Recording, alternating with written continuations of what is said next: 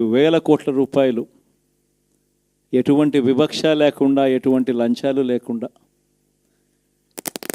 ఏ నెలలో ఏమిస్తామో అని ముందే చెప్పి క్యాలెండర్ ప్రకటించి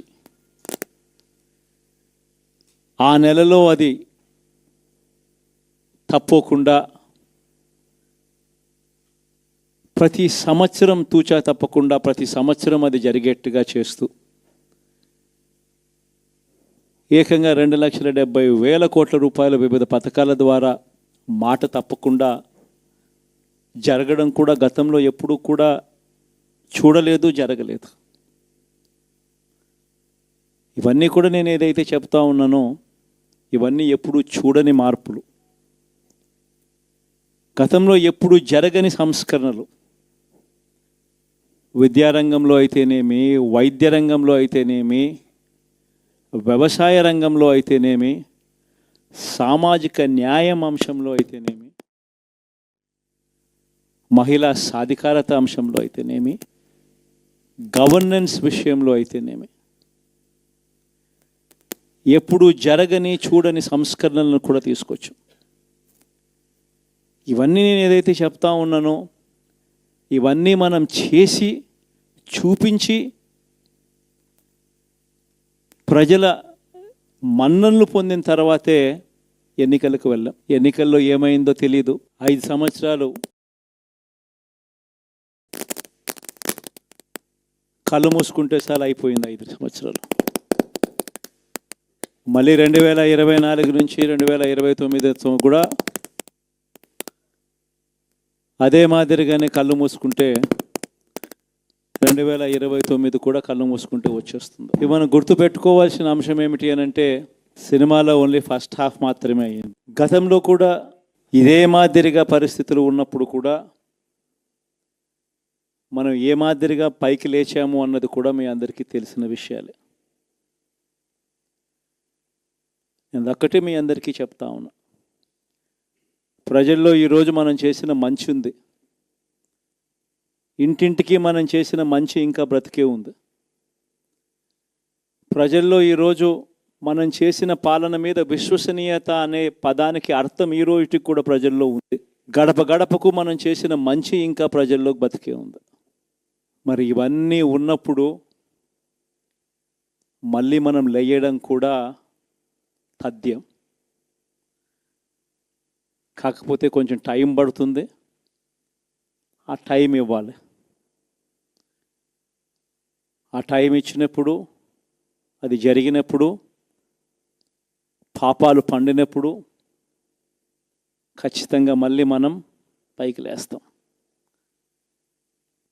ఈ విషయం ప్రతి ఒక్కరం కూడా గుర్తుపెట్టుకోవాలి. ఎందుకు ఈ మాట కూడా చెప్తా ఉన్నానంటే రాజకీయాలలో అన్నిటికన్నా ముఖ్యమైన అంశం క్యారెక్టర్, విలువలు, విశ్వసనీయత. ఈ పదాలకు అర్థం తెలిసి ఉండడం రాజకీయాలలో చాలా అవసరం. రాజకీయం అంటే ఎల్లవేళలా అధికారమే కాదు. అధికారంలో లేనప్పుడు కష్టాలు ఖచ్చితంగా వస్తాయి. కానీ ఖచ్చితంగా కష్టాలు వచ్చినప్పుడు మనం ఖచ్చితంగా ఏ రకంగా రియాక్ట్ అవుతామన్నది మన చేతుల్లో ఉంది.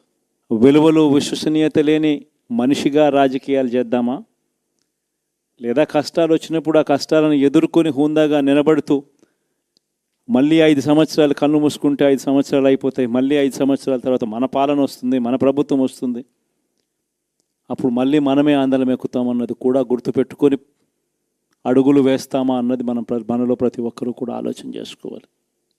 ఇదే మన ప్రభుత్వం అధికారంలో ఉన్నప్పుడు కులం చూడలేదు, మతం చూడలేదు, ప్రాంతం చూడలేదు, రాజకీయాలు చూడలేదు, చివరికి ఏ పార్టీకి ఎవరు ఓటు వేశారు అన్నది కూడా చూడకుండా ప్రతి పథకము కూడా డోర్ డెలివరీ చేయించాం. మనం అర్హత మాత్రమే ప్రామాణికంగా తీసుకొని ప్రతి పథకము, ప్రతి మంచి కూడా ప్రతి ఇంటికి డోర్ డెలివరీ చేయించాం.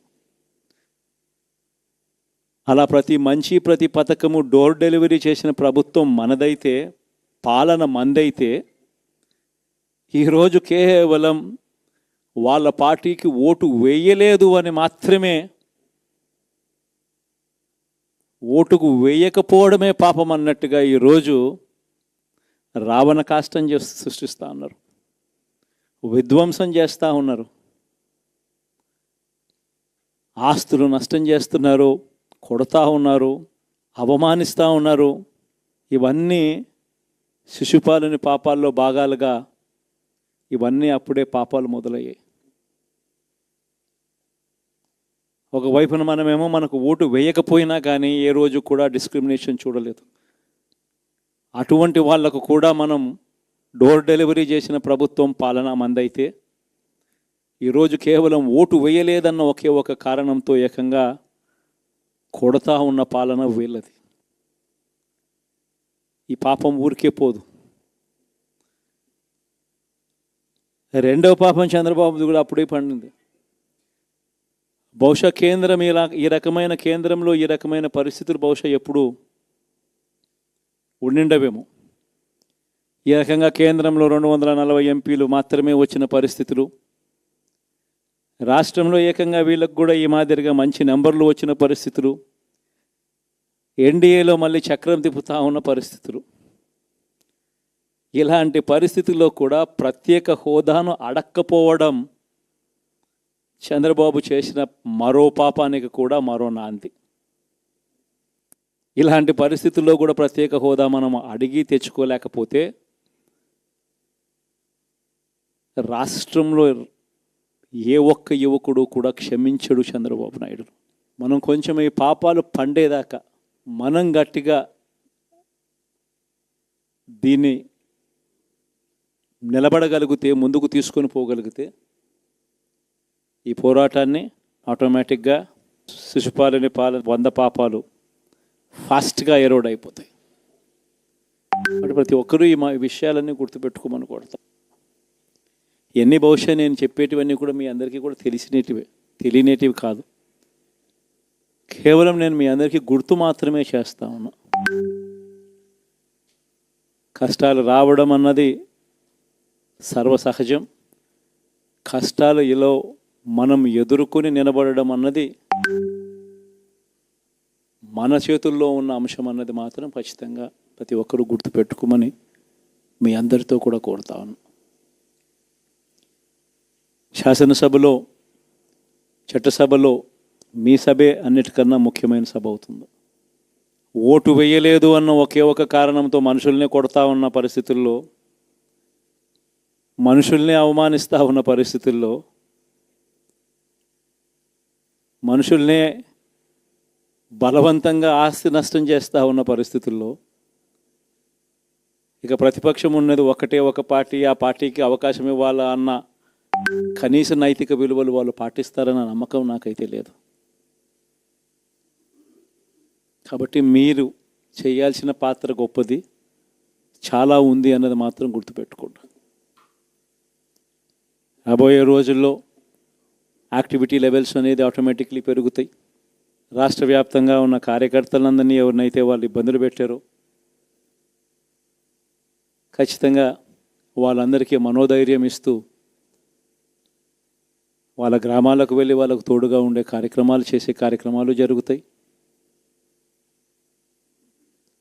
రాబోయే రోజుల్లో ఇంకా టైం గడిచే కొద్దీ ప్రజల్లోకి వెళ్ళే కార్యక్రమాలు ఇంకా ముమ్మరం అవుతూ పోతాయి. చివరికి ప్రజల్లోనే ఉంటాం. ప్రజలతో కలిసి పోరాడే కార్యక్రమం వేగంగా టైం గడిచే కొద్దీ మనము వేగంగా అడుగులు ముందుకు వేస్తాం. ఒకటి మీ అందరికీ చెప్తా ఉన్నా, ఏకంగా 14 నెలలు పాదయాత్రలు చేశాం. ఆ వయసు ఈ రోజుటికి నాకుంది. ఆ సత్తువ ఈ రోజుటికి నాకుంది. కాబట్టి మీరు మాత్రం ప్రతి ఒక్కరూ గుర్తుపెట్టుకోండి, ఆ టైం వచ్చేదాకా మీ పాత్ర చాలా కీలకం. ప్రతి ఒక్కరూ ఈ విషయాన్ని మాత్రం